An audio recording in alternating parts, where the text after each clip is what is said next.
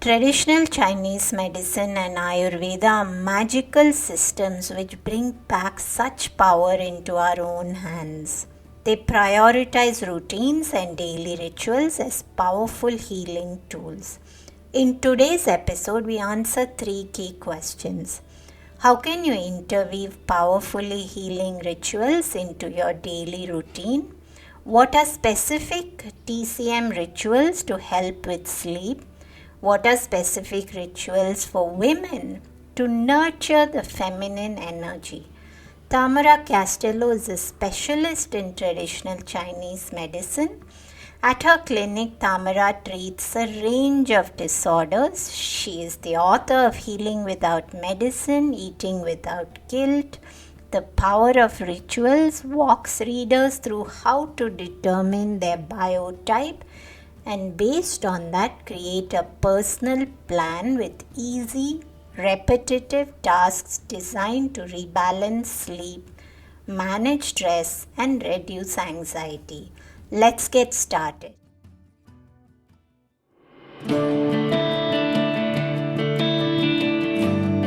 Hey everyone, I'm Deepa, Light Functional Medicine practitioner, author and yogini, and you're listening to the Sleep Whisperer podcast, the only sleep podcast with conversations and meditations. I'm on a mission to share profoundly insightful sleep conversations with global visionaries that merge together functional medicine and ancient wisdom. Breathe in bliss through weekly guided meditations and let yourself enter the land of dreams. Together, let's unravel the pieces, get to the roots, and understand the right tools to transform your sleep completely. Through this podcast, I want you to dream the best version of yourself. It's time to regain hope and begin your sleep journey. Tamara, welcome back to the Sleep Whisperer podcast. A pleasure to have you back, especially since I so enjoyed our last conversation. Today we are speaking about rituals from traditional Chinese medicine, and I will admit that I'm not very familiar with TCM. I'm an Ayurvedic practitioner, so I do think perhaps there are some crossover areas between the two. But I would love to look at rituals specifically today in terms of how can we bring them in, what are some of the rituals that we bring in which are helpful to sleep, and also most importantly, Tamara, is to look at how can somebody bring in consistency, because I do feel that the gap lies in, there's a huge gap that is there between information and application. And then sometimes the consistency seems to dissipate. We bring in something and then we gradually let go of it. So I'd love to speak about consistency as well. But let's talk a little bit about your personal journey with traditional Chinese medicine. So for me, I think I've been a doctor for 16 years and I'm the director of 2 clinics in Portugal, and I have 32 physicians in my 2 clinics, which I'm very proud. We start our practice a long time ago, and we started to understand that rituals were needed not only for the patients, but from ourselves as well, because it's important to keep a healthy habit as a consistent movement of daily routine. But the problem, as you said very well, it's really difficult to sustain an habit and make it a ritual. And then I realized that 45% of our daily lives, it's about habits. We do 45% of habits every day. Brush our teeth, shower every day, make the food. So I was wondering if we can take those habits and we turn it into rituals, and then you didn't have to waste time because you already do it.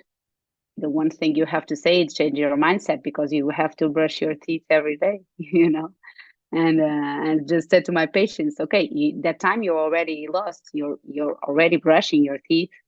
The one thing I ask you is when you brush your teeth, you have to think about this, make a decision about that, or do something else. I give you an example. You brush your teeth 2 or 3 times a day. I hope everybody does that.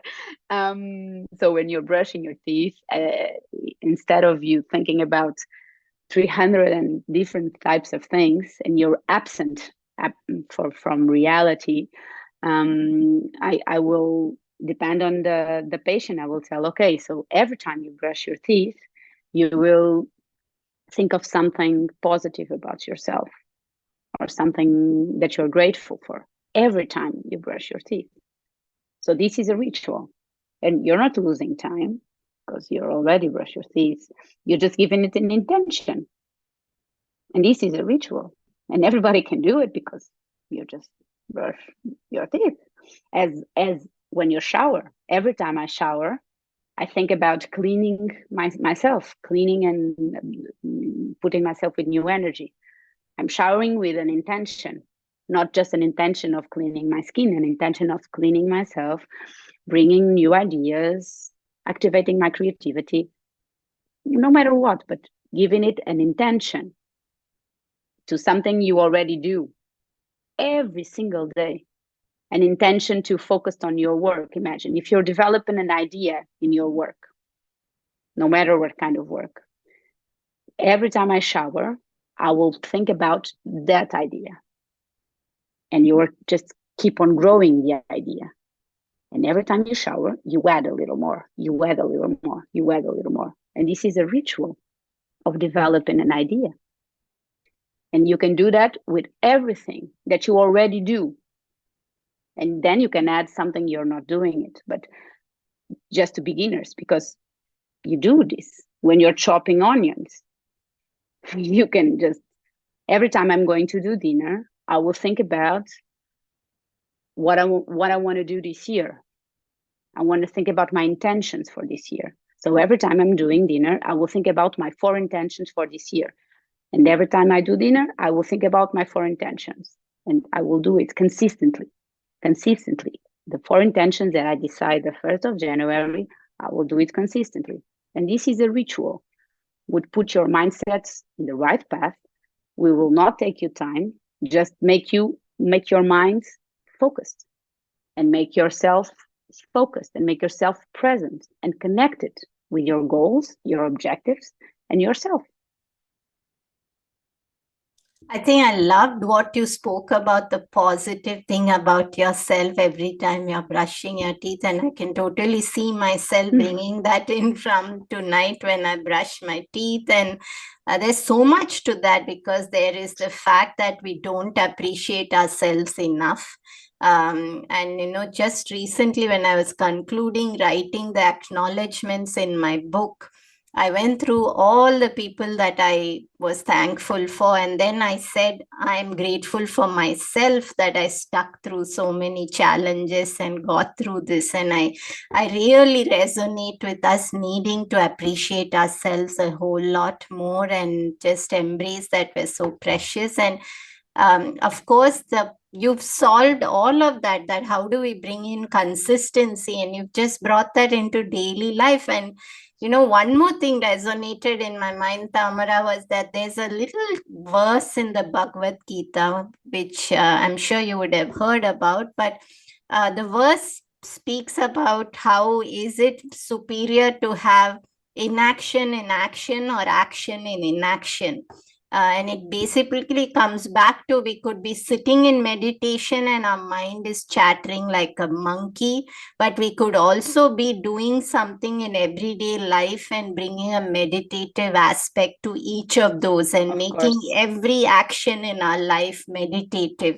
So instantly I thought about that when you spoke about these rituals. And I'd love for you to go into, do you also bring in any specific rituals which are unique to a person, or something Yes. specific to helping with sleep?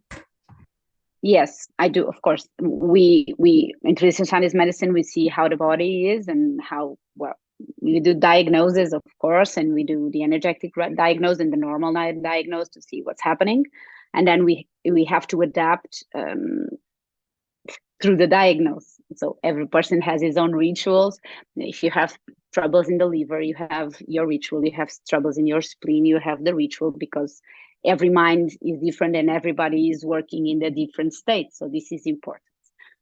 So of course, the rituals are really subjective. There are a lot of rituals we can put in everybody, which is important. But if you have, for sleeping, if you have a liver disorder, you can have trouble sleeping because the liver will keep you much more active.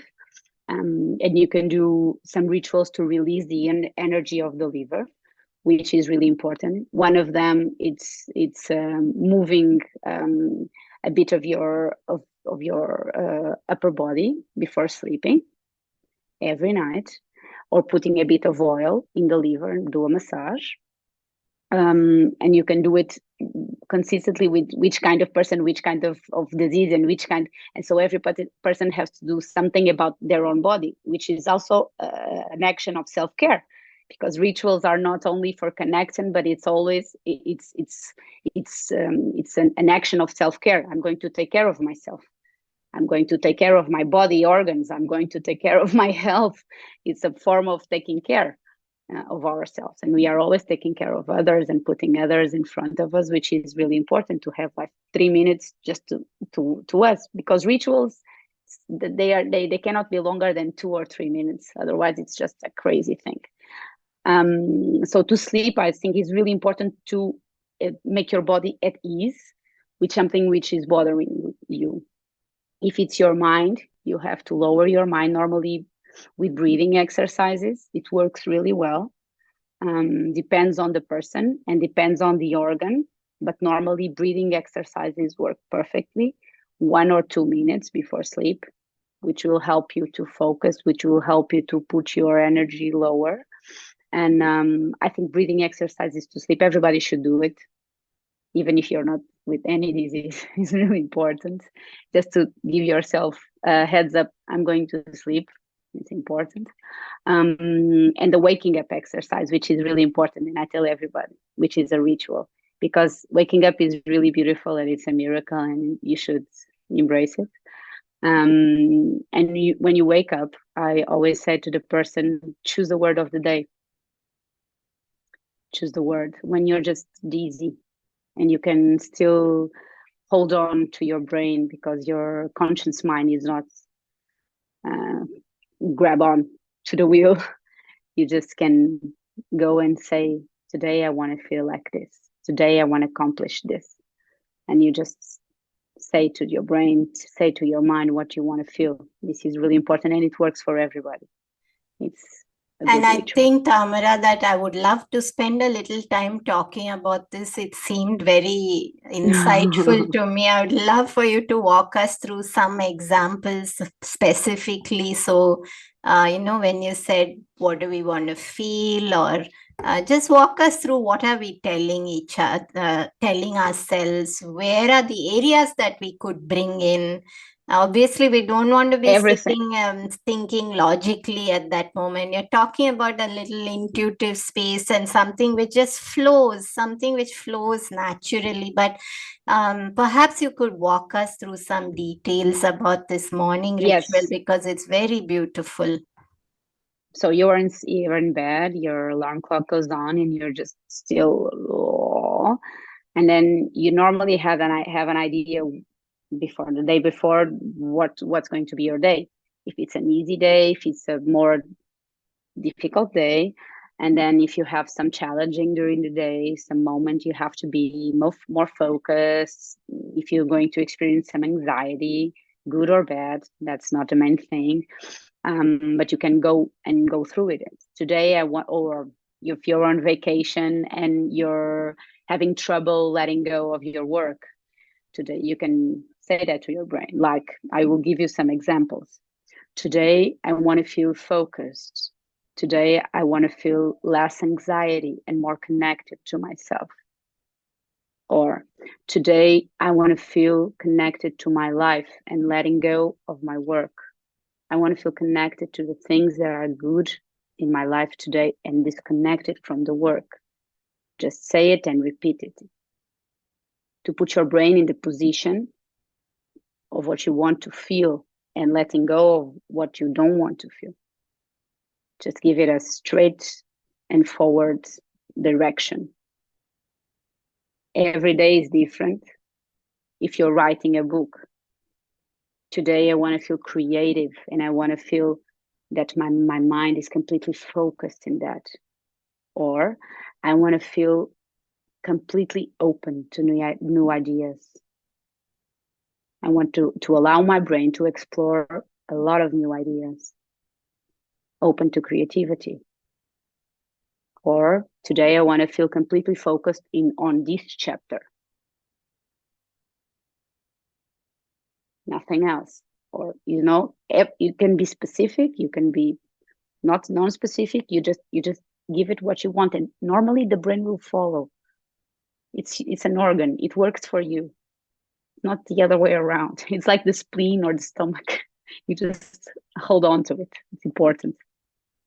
And I think, when you spoke about, whether it's a difficulty or an easy day, and I always know that when I wake up, in my mind, I wake up with a sense of foreboding that, oh, this is such a long day today, or then, oh, Yeah. this is such a relaxed day. And that just pops into my head in that few moments.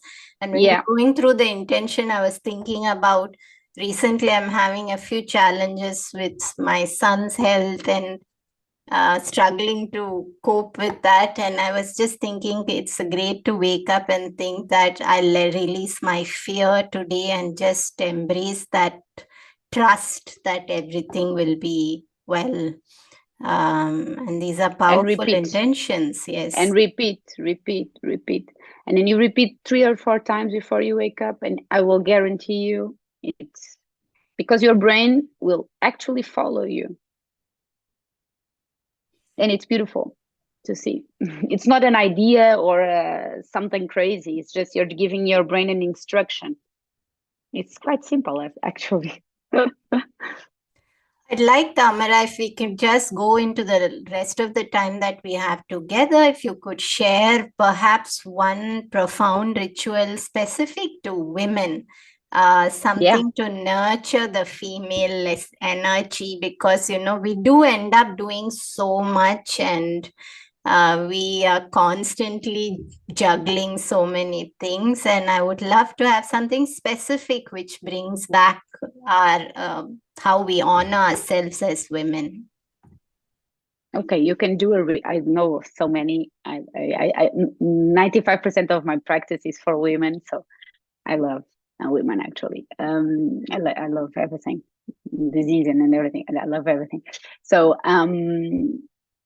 so many rituals. I will choose one, maybe for the energy of the uterus, which you can have or which you cannot have. It's not if you can be in menopause or not. It's the energy is still there.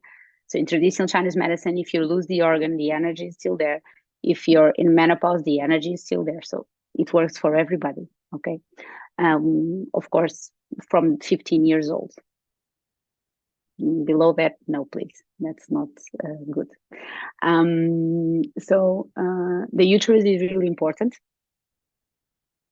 because it's important to understand that all of the organ of the uterus, it's a muscle which is really incredible, and that energy is the energy of the creativity in all the body.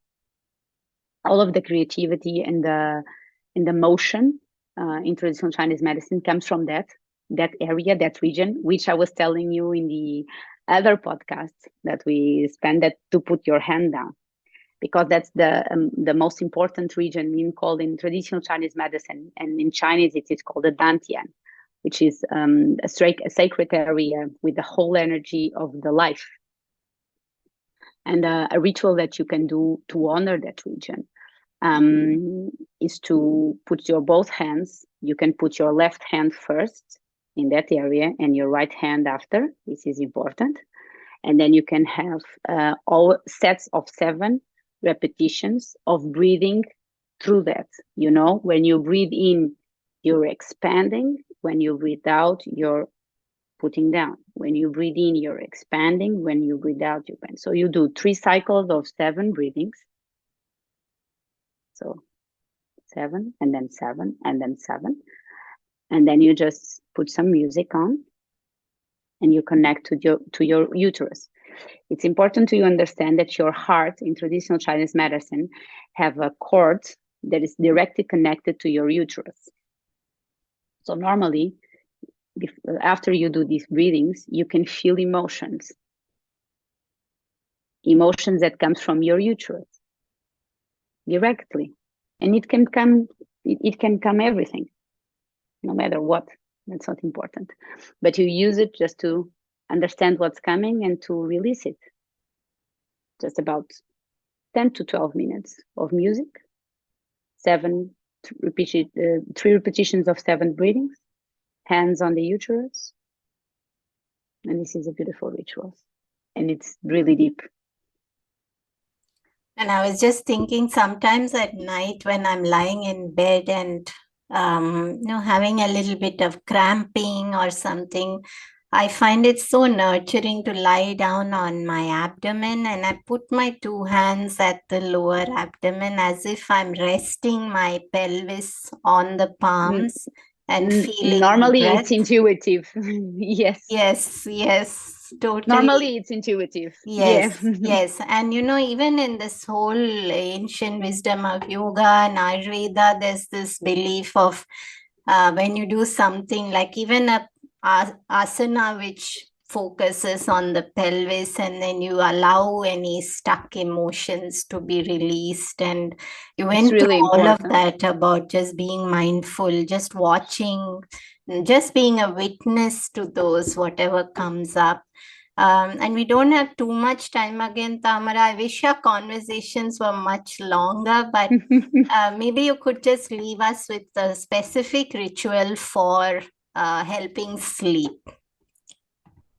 Okay, helping sleep. I can help you. I can do it a tapping ritual, which is important. Tapping. Okay, so you go to bed. The important thing about sleeping, so 50 minutes alone time before going to bed.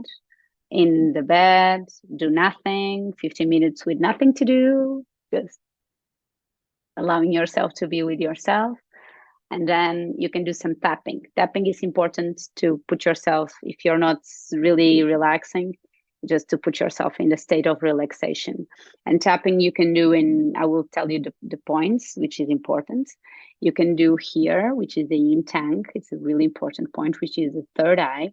You can do here, which is really important too, is the stomach point. You can do here, and you can do here, and you can do in the center of the chest. So you do 7 repetitions each time, and then you keep on rounding. You can do it with the palms of your hands. I will do it for you. And then really simple. And also, Tamara, that since it's mainly a podcast and people can't always see the visual, I'd love for you to just walk us through the points again by just describing them. Okay. So the first point is between your eyebrows. It's the third eye, and you just tap it with the 3 fingers. You just tap it 1, 3, 4, 1, 2, 3, 4 times 6, 7, and then below your eye, in your cheek, 1, 2, 3, 4, 5, 6, 7, and then in your chin, 1, 2, 3, 4, 5, 6, 7, and then below your nose, between your lip and your nose, 1, 2, 3, 4, 5, 6, 7, and then in the center of your chest. And then you repeat 7 rounds of this tapping. And then when you're tapping, you're telling your body you're going to sleep, you're going to relax. It's just allowing yourself to give the communication to your brain. It's just you're just bypassing the conscious mind, just you're giving a chewing gum to your brain and just going to your subconscious directly. You understand the brain is like this. You have to bypass the conscious to go to the subconscious. So you're bypassing it through the tapping, and then you're going to tell him what to do by your voice of the subconscious, just giving a gum for the conscious to be occupied, and then telling your subconscious mind what you want them to do. Sleep, relax, sleep, relax. I want you to sleep and relax, and it will work. But you have to do the tapping for your conscious mind to be just, what's happening to the skin? Is it tapping to the skin? What's happening? It's just the police. You have to keep it busy to go around, as the thief. just joking, but you understand me. Any final words about rituals before we close the episode? I think a ritual is just the habit that you give an intention. So rituals are really powerful because they put you completely connected to yourself. And this is the most powerful thing you can have, to be connected to yourself, because you are really, really strong, all of us. And that's my final words. And I think a great final words, Tamara, because rituals sometimes are associated with a religious connotation. Oh my God, which no, keeps no. people away from taking on. Oh, And no, it's a no, beautiful, no. Yes, that's a beautiful takeaway. Non-religious, nothing, 0, -20. No, no, please, no. It's just connection. It's nothing Yes. religious about it. It's just you with your mind and your body, which you have to live in for a long time, we hope. So that's important. And will you share with us if we can find you somewhere? Are there books? In Instagram. Yes. In Instagram, my book is on Amazon, and in my website, Tâmara-Castelo.com. You find it a lot of things. Beautiful. Thank you, Tamara, for being with us once again. It was a pleasure hosting you. For me too. The dictionary defines rituals as a series of actions or type of behavior regularly and invariably followed by someone. Find one simple ritual and follow it consistently for the next 41 days, and you will see the power of healing that it holds. The magic of daily rituals is that you can always find something, even if all you can spare is 5 minutes. Have a great day. This podcast is intended to provide helpful and informative material on the subject matter covered in the episodes. The podcast is not acting in the capacity of a doctor or a registered dietitian and is not rendering any professional healthcare or medical service.